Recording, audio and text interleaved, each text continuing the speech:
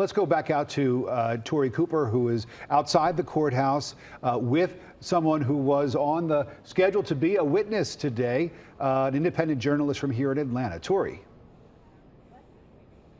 And that independent journalist is Georgia Chidi, and he's right here. We wanted to make sure we heard it from you. You were just in there, and you tweeted out just a few minutes ago saying, looks like I was not needed.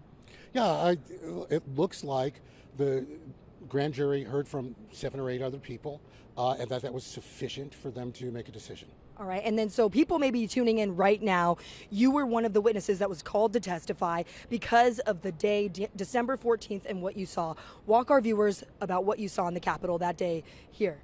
On December 14th, the electors were voting, and each state votes for their electors on December 14th. You choose them when you vote in November, because we don't elect our presidents directly.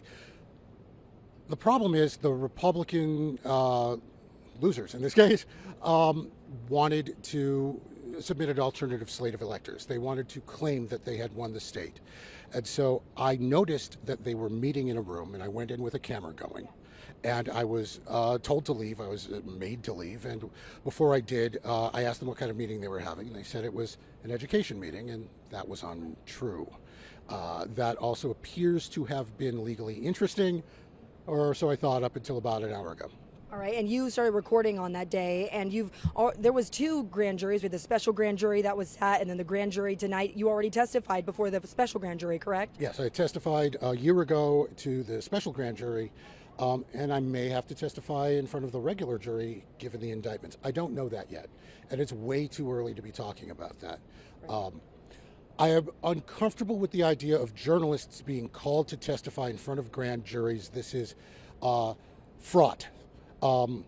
People who are elected to public office and hold power should not be telling journalists what to say and when to say it, and that's what this is.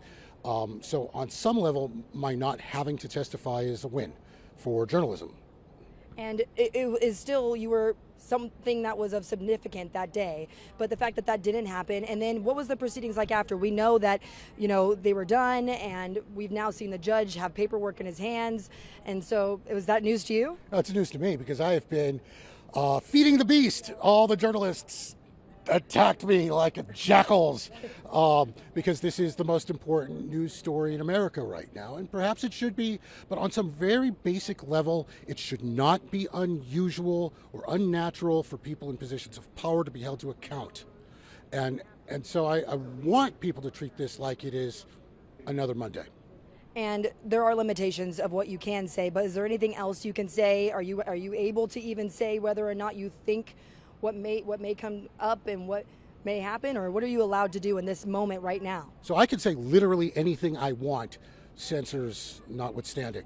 But I think it is prudent for me to refrain from saying, oh, this is a good thing or this is a bad thing.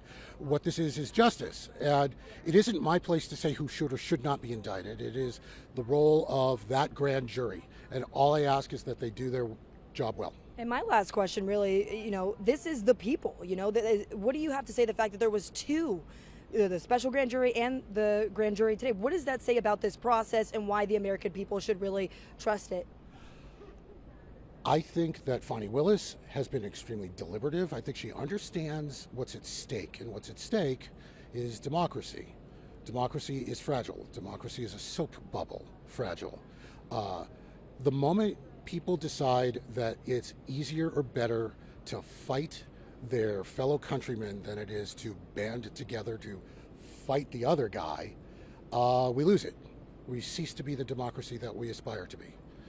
And I fear that. All right. Well, thank you so much, George, for letting me grab you twice. And I know that this has been a grueling process for you. Yeah, I've got Oppenheimer tickets at 11:15 in Buford, and I'm going to make that movie. You're make it before another reporter was going to be here. So, I mean, come on. This is on, but whatever. It's fine. It's fine. All right. Thank you, George. All right. Back to you guys. Tell George the movie's 3 hours long. If he's seeing an 11 o'clock showing, he's going to be there for a long time. It's going to be a long night. Yep. I think, thank you, Tori. I think we need to just say real quickly, and we probably can't say this often enough tonight, that an indictment is not a conviction. He is the former president. Neither he nor any of his allies who may be named in these indictments has been convicted of anything. And former President Trump has maintained all along that this is nothing but a witch hunt, and that he is somehow being attacked for political purposes because he is once again running for president. But he maintains his innocence, and just as every other American, he is entitled to a presumption of innocence until he is proven guilty in a court of law. Yeah, so it is far from over.